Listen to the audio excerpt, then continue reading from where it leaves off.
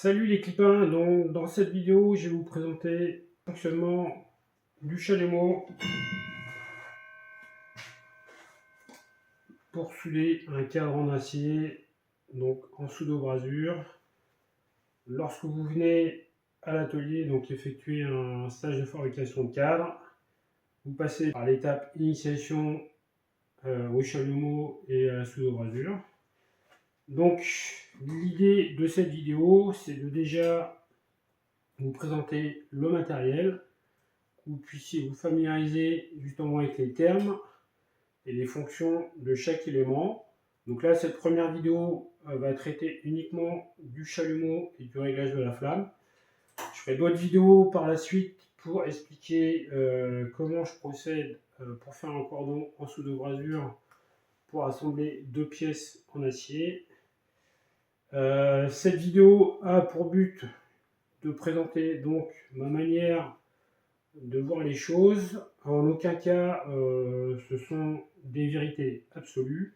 Je prétends pas à aucun moment tout savoir sur le sujet. De toute façon, je suis en constante évolution au niveau des méthodes et des process. Mais là, ce que je vais vous présenter, ça fonctionne. Ça fait des cordons fiables et sur le terrain, c'est viable. Ça tient. Moi, ça fait des années que je roule sur mes vélos que je fabrique, ça tient très bien. Pourtant, j'ai une pratique un petit peu radicale qui a tendance quand même à casser les cadres si les sections de tubes, les soudures, tout ça ne sont pas vraiment optimales, ça casse. Et là, du coup, les process ont évolué et maintenant ça tient. Donc c'est pour ça que je peux me permettre de faire une petite vidéo pour vous présenter tout ça. Mais forcément, il y aura certainement des choses que j'ai oubliées ou que d'autres personnes font autrement. Si on demande à chaque cadreur, donc en France ou en Europe, enfin, ou dans le monde, qui utilise la pseudo-brasure, je pense qu'il n'y en aura pas énormément qui seront tous unanimement d'accord sur les méthodes de soudure. Tout simplement parce qu'on a tous notre approche, on a tous notre vécu, et c'est ce qui fait justement la richesse de l'artisanat. Mais de toute façon, le but final, c'est quand même de fabriquer un cadre et qu'il tienne dans le temps, qu'il soit fiable. Et ça, globalement, tous les cadreurs savent le faire. Alors, ce qu'on appelle le chalumeau, c'est cet élément-là. Il est composé d'une buse interchangeable et de deux boutons. Donc un bouton rouge qui est le carburant, donc l'acétylène, et le bouton bleu qui est le comburant, donc l'oxygène. Donc le mélange des deux gaz en allumant va permettre de créer une flamme qui va permettre de faire fondre le métal d'apport et adhérer au tube que l'on a à assembler. Alors au niveau des EPI, donc des équipements de protection individuelle, donc déjà il faut une tenue qui ne brûle pas. Qui brûle pas, qui fasse pas de flamme, ça brûle quand même, mais ça fait pas de flamme, ça s'enflamme pas. Donc il faut éviter tout ce qui est doudoune, synthétique, toutes ces choses-là.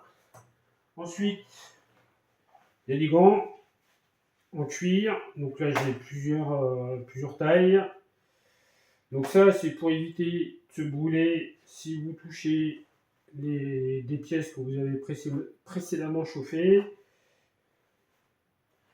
Voilà, donc les gants en cuir. Vous avez les lunettes. Donc là, la flamme, c'est une flamme éclairante. Si vous la regardez sans protection, vous n'allez pas vous brûler la rétine. C'est pas un arc électrique comme la soudure à l'électrode ou le TIG ou le MIG, où là, effectivement, vous pouvez vous brûler la rétine, et là, il y a un réel danger. Là, c'est vraiment, elle est éclairante, donc c'est un petit peu éblouissant, mais sans plus.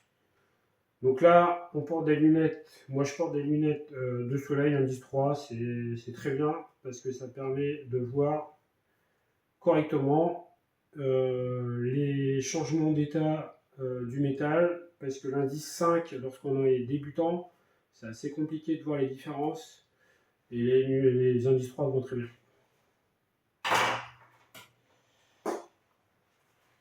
Masque à gaz.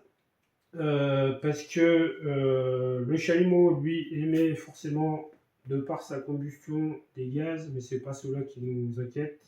Ce sont les émanations de gaz du flux, du décapant, voilà, suivant les termes qu'on emploie. Là, sont vraiment toxiques. Donc, l'idéal, c'est de porter le masque à gaz. Après, ici, c'est un local qui est grand et aéré. À moins de rester vraiment au-dessus et de respirer les vapeurs, il y a quand même assez peu de risques. Mais voilà, c'est quand même à disposition. Donc la pseudo-brasure ou brasure forte, après, allez, au niveau des termes, moi, tout ce que je veux, c'est que l'on se comprenne. Après, les termes vraiment exacts, c'est pas un souci. Comme de toute façon, on emploie le mot soudure, alors que là, c'est pas de la soudure, puisque les pièces que l'on assemble, à aucun moment, elles rentrent en fusion. Là, c'est uniquement du collage. On vient faire fondre un métal d'apport sur des pièces à assembler. Et ça fait un assemblage de pièces, mais uniquement par collage. Donc là, on va procéder au démarrage du chalumeau. Donc je vais mettre mes lunettes. Les boutons sont très sensibles. Quand je dis très sensible, quand vous ouvrez un bouton, c'est vraiment un dixième de tour. Si vous faites un demi, voire un quart, c'est beaucoup trop. Donc là, l'idée, c'est de démarrer le chalumeau pour avoir une flamme, une petite flamme, et ensuite la régler suivant l'assemblage que vous avez à faire, suivant les épaisseurs de tube. Et surtout d'éviter de faire des fumées noires avec l'acétylène. Si vous ouvrez que l'acétylène, voilà, là ça fait des fumées noires. Et ça, après, ça vient se déposer partout dans l'atelier et c'est vraiment dégueulasse. Donc l'idéal, c'est d'ouvrir un petit peu l'acétylène.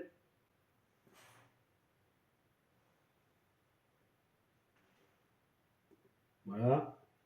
Et un petit peu l'oxygène. Et là, j'allume ma flamme.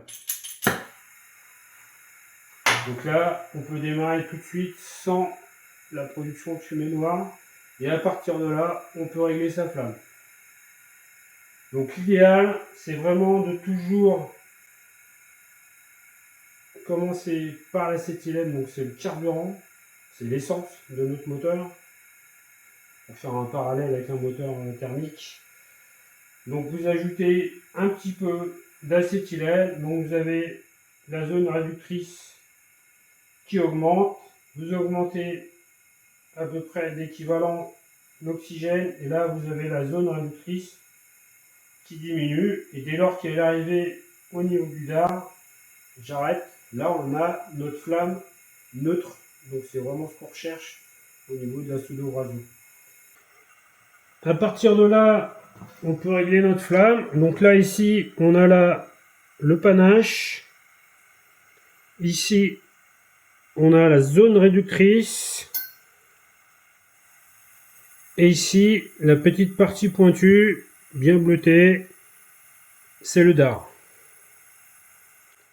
Donc lorsqu'on a une flamme composée du panache, de la zone réductrice et du dard, c'est une flamme carburante, donc il y a un excès d'acétylène, de carburant. Et lorsqu'on a uniquement le panache et le dard, donc on a une flamme neutre. Donc là, c'est ce qu'on recherche. C'est ce qu'on recherche pour la fabrication d'un cadre en acier en pseudo-brasé. Et lorsqu'on a un excès d'oxygène,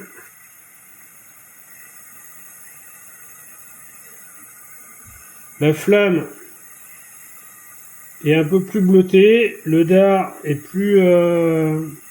est bleu pâle.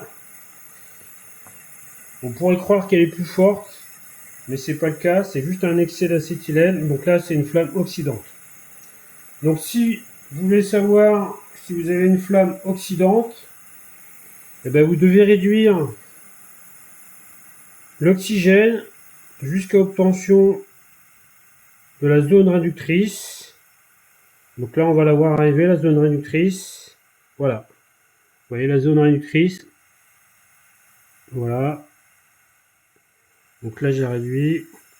Donc je l'augmente, je la réduis. Et je la réduis juste pour qu'elle disparaisse et qu'on ait le dard et le panache. Donc là, on a bien une flamme neutre. Si je veux augmenter l'intensité de ma flamme, j'augmente un petit peu l'acétylène. Donc ma zone réductrice va augmenter. Donc j'augmente le 15 mm par exemple. Voilà. J'augmente l'oxygène et là ça réduit ma zone réductrice. Et je m'arrête dès que j'ai le dard. Si c'est pas assez, j'augmente à nouveau l'acétylène, donc zone réductrice. J'augmente l'oxygène jusqu'à l'obtention du dard. Donc là, ma flamme est un petit peu plus forte, et ainsi de suite. Donc j'augmente l'acétylène, donc il y a la zone réductrice. J'augmente l'oxygène, et ça réduit la zone réductrice. Allez, je peux augmenter.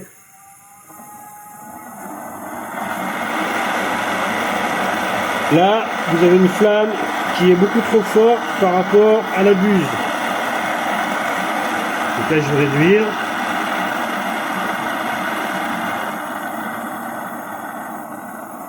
Si la flamme n'est pas assez puissante telle qu'elle, après il faut changer de buse. C'est que la buse est trop petite. Elle a un débit pas suffisant pour fournir suffisamment de calories pour chauffer les pièces que vous avez à assembler. Donc là, pour réduire l'intensité de la flamme, je procède à l'inverse. Donc je réduis d'abord l'oxygène. Donc je vais augmenter ici la zone réductrice, voilà, et ensuite je réduis l'acétylène, voilà, donc j'ai supprimé la zone réductrice et ainsi de suite. Je réduis l'oxygène et je réduis l'acétylène. Voilà. Ce qui est important, c'est vraiment de modifier toujours l'oxygène et l'acétylène l'un après l'autre de quantité à peu près équivalente. Pas mettre trop d'acétylène, après vous allez galérer, vous allez vous perdre dans les réglages. Par exemple, si vous, là il n'y a que de l'acétylène, on voit qu'ici elle est décollée de la buse, ça veut dire que là il y a vraiment trop d'acétylène. Voilà, il faut qu'elle recolle. Et tout de suite, je mets de l'oxygène. Là, je réduis la zone réductrice. Et là, j'ai ma flamme neutre. Voilà, donc ça, ce sont vraiment les bases du réglage du chalumeau. C'est toujours pareil. Ce qui est important, c'est vraiment de prendre son temps et de bien régler sa flamme. C'est vraiment pas du temps perdu. Parce que lorsque vous êtes amené à souder en soude-brasure, donc pour assembler des pièces, si votre flamme est trop chaude ou pas assez chaude, vous allez tout de suite le sentir parce que ça va vous poser des problèmes au niveau de la soudure. Donc bien prendre le temps de régler sa flamme. On voit de toute façon si l'intensité est bonne ou pas bonne lors du pointage. Quand vous pointez, si ça chauffe trop rapidement ou pas assez rapidement, ne pas hésiter à s'arrêter, régler sa flamme, bien ajuster. Et au deuxième point, là, si la chauffe est bonne, ensuite vous pouvez après faire votre cordon. Voilà. J'espère que cette vidéo vous sera utile en amont du stage, quand vous allez venir ici. De toute façon, je vous expliquerai les mêmes choses à l'atelier, sauf que quand vous aurez déjà visionné cette vidéo et les autres, ça vous permettra d'être plus à l'aise et de ne pas découvrir tout un tas de paramètres, parce que là sur une semaine ça fait quand même beaucoup de paramètres à intégrer. Donc c'est pour ça que je fais cette vidéo pour simplifier un peu, fluidifier les stages. Voilà, allez, ciao.